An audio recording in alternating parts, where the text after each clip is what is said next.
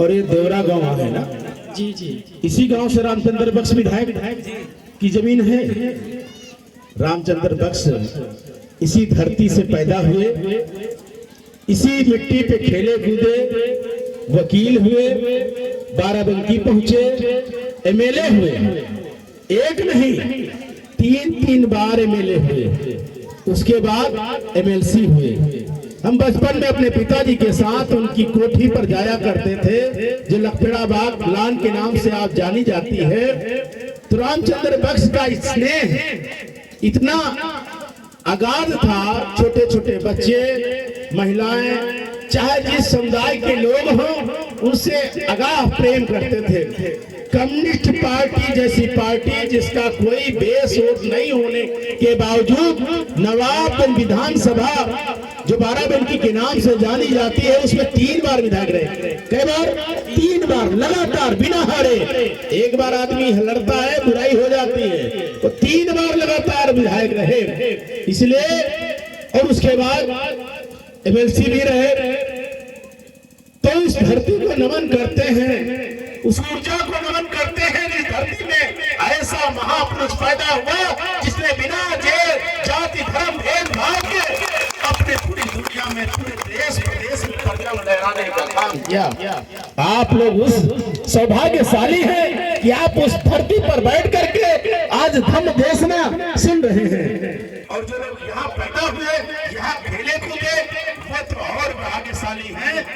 उनका चरित्र, उनका व्यवहार, उनका आचरण, उनकी शिक्षा, उनका कार्य, उनका व्यवहार रामचंद्र बख्श जैसा होना चाहिए। उनका प्रयास रामचंद्र बख्श जैसा होना चाहिए। वो भी एमपी, एमएलए, डॉक्टर, इंजीनियर, वकील बनने की तरफ बढ़ना चाहिए।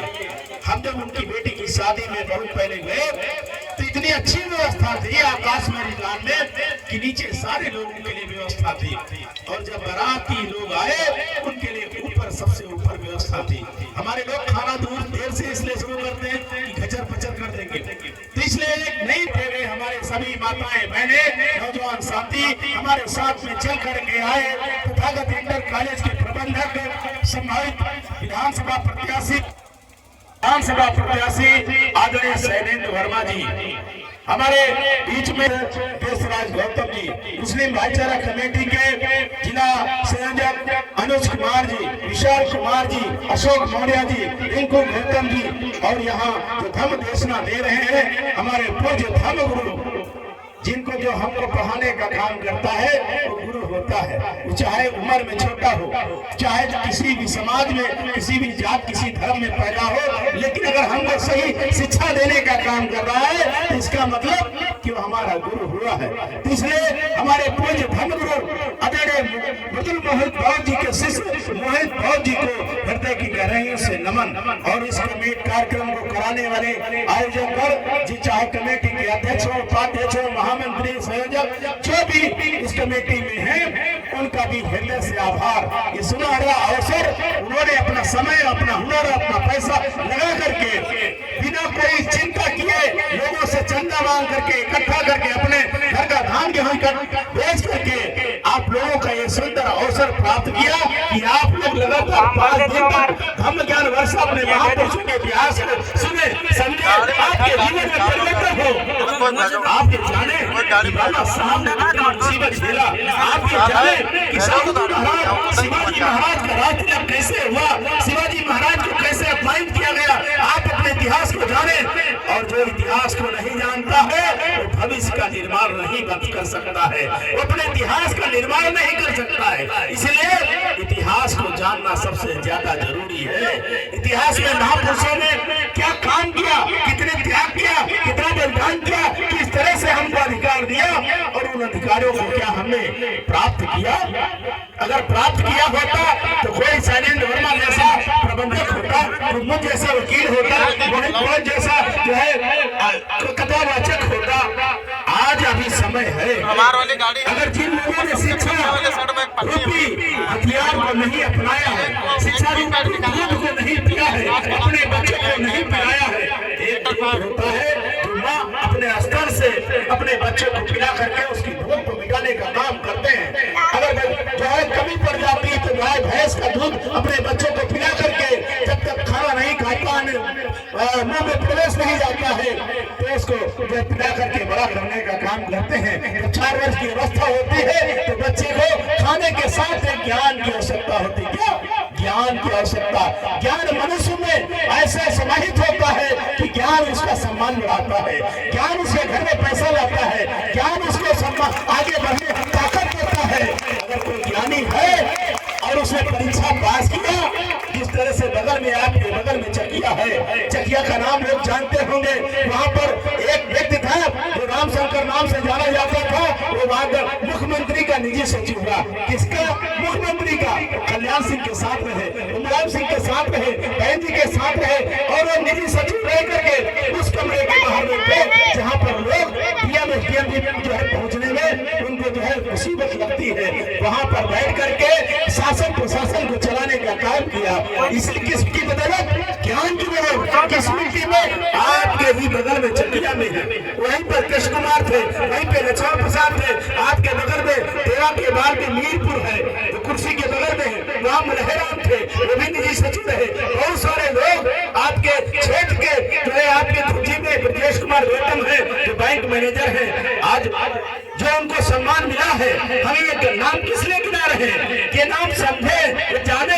कभी आपके समाज में वो भी आदि लेकर पहन करके स्कूल पढ़ने जाते थे, उनके भी माता पिता गरीब थे, लेकिन उन्होंने अपने मन को लगाया, अपने माता पिता की बात को माना, लगातार स्कूल गए, प्रयास किया, पसीना बहाया और पढ़ करके हाई स्कूल इंटर पास किया, बीए पास किया, नौकरी के लिए फार्म डाला, नौकरी के फार्म को पास किया और उसके बाद अच्छी नौकरी तक पहुंच करके डॉक्टर इंजीनियर वकील बैरिस्टर बनने का काम किया और उनका मकान पक्के हो गए, उनके लैट्रिनों में टाइल्स लग गया, उनके दरवाजे पर कार खड़ी हो गई।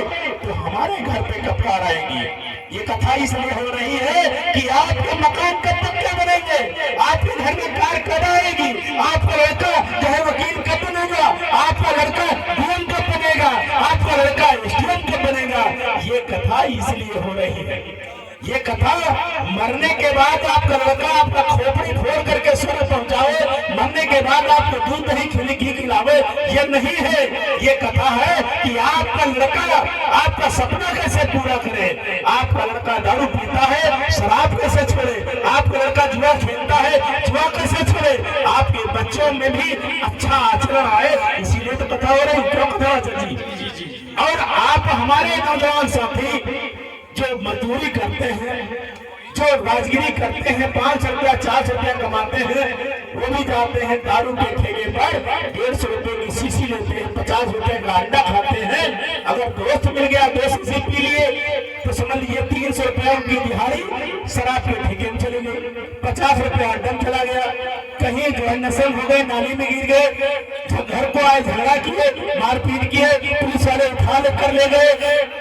उनकी बहन, बेटी, पत्नी, माँ बाप पैर बिछिया बेच करके पुलिस को दे करके छुड़ाने का काम करते हैं। कचहरी पहुंच गए तो कोई वकील 107 सेवा या मारपीट में 323 504 में मुकदमा जो है जमानत पैसा लेकर जमानत कराने का काम करते हैं। तो ये जो गलत आचरण है, गलत आदत है, वो भी कैसे दिमाग से छूटे, आपके बच्चे शराब कैसे छूटे। इसलिए तो कथा हो रही है। हर बार तो कहा जाता है सुना मेरे मन बना तो खाना वेर मरी, कच्ची पक्की शराब मादक पदार्थ से दूर रहेंगे। आप कथा कहते हैं, आप कथा सुनते हैं, कथा में ये बात कहते हैं और आप साथ करते हैं। अगर आपने कल तक शराब पिया होगा कोई बात नहीं, लेकिन आज आप शराब कम कर दीजिए, कल आप शराब बंद कर दीजिए।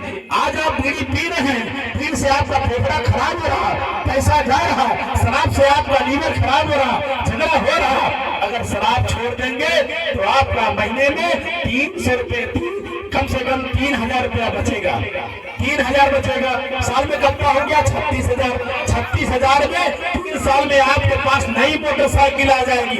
अगर 300 रुपए का डेली आप दूध मंगा के अपने घर में बच्चों को पिलाएंगे तो आप जो थका उतारने के लिए दूध या शराब पीते हैं थका ही नहीं लगेगी। जो ताकतवर होता है तो 50 किलो उठाकर ले चला जाता है और जो कमजोर होता है 25 किलो में हथने लगता है। इसलिए आप शराब का पैसा दूध दही घी में खर्च करें, अपने बच्चों को पढ़ाएं, अच्छी शिक्षा दें। तभी आपके बाबा साहब ने जो 4 बच्चे कुर्बान किए, चाहे हिंदू खत्म हुई हो जिसका इलाज नहीं करा पाए, गंगाधर खत्म हुआ जिसको कफन नहीं दे पाए, रमेश खत्म हुआ जिसको जो है देख रेख नहीं कर पाए, और राजरतन खत्म हुआ जिसका अंतिम संस्कार नहीं कर पाए। 4 बच्चे चले गए, बाबा साहब ने उठ नहीं किया। आपके हमारे भाग्य के निर्माण के लिए निरंतर आगे बढ़ते रहे, तब जाके हमको एक कोट पैंट और जो है पहनने का मौका मिला, कचहरी में जज के सामने बहस करने का मौका मिला। तभी तो महिलाओं को भी प्रधानमंत्री बनने का मौका मिला। इंदिरा गांधी जब देश की प्रधानमंत्री बनी तो उन्होंने कहा डॉक्टर अम्बेडकर न होते तो मुझ जैसी महिला को, ग्रामीण महिला को भी प्रधानमंत्री बनने का अवसर प्राप्त न होता, क्योंकि इस देश में महिलाओं को गुलाम समझा जाता था। बचपन में पिता के अधीन, जवानी में पति के अधीन, बुढ़ापे में पुत्र के अधीन, हमें पूरी जिंदगी भर महिला को गुलाम ही रहना पड़ता था। इस गुलामी से मुक्ति का काम बाबा साहब ने दिलाया। इसलिए धन्य है बाबा साहब जिन्होंने इंदिरा गांधी को प्रधानमंत्री बना दिया, धन्य है बाबा साहब जिसने मोदी जी को मुख्यमंत्री बना दिया, धन्य है बाबा साहब जिसने जो है राष्ट्रपति द्रौपदी मुर्मू एक विधवा अनुसूचित जात की उस महिला को भी प्रधानमंत्री बना दिया, धन्य है बाबा साहब जिसने नरेंद्र दामोदर दास मोदी को प्रधानमंत्री बना दिया। नहीं तो तेली बिरादरी का देख लोग असगुण मानत रहे, वो प्रधानमंत्री का हल बनते। तब तो कहीं बाबा साहब न होते तो मुझ जैसा नीच बिरादरी, तेली बिरादरी, ओबीसी बिरादरी को भी प्रधानमंत्री का बनने का मौका मिला तो डॉक्टर अम्बेडकर की बदौलत। इसलिए आप लोग भी बाबा साहब के महत्व को समझे, और महत्व को समझने से काम नहीं चलेगा। उनके बताए हुए रास्ते पर चले, शिक्षित हो, संगठित हो, संघर्ष करे और लक्ष्य की प्राप्ति के लिए आगे बढ़े। आप लोगों ने हमारी बात को सुना, समझा और अपने जीवन में उतारे, बस यही बात।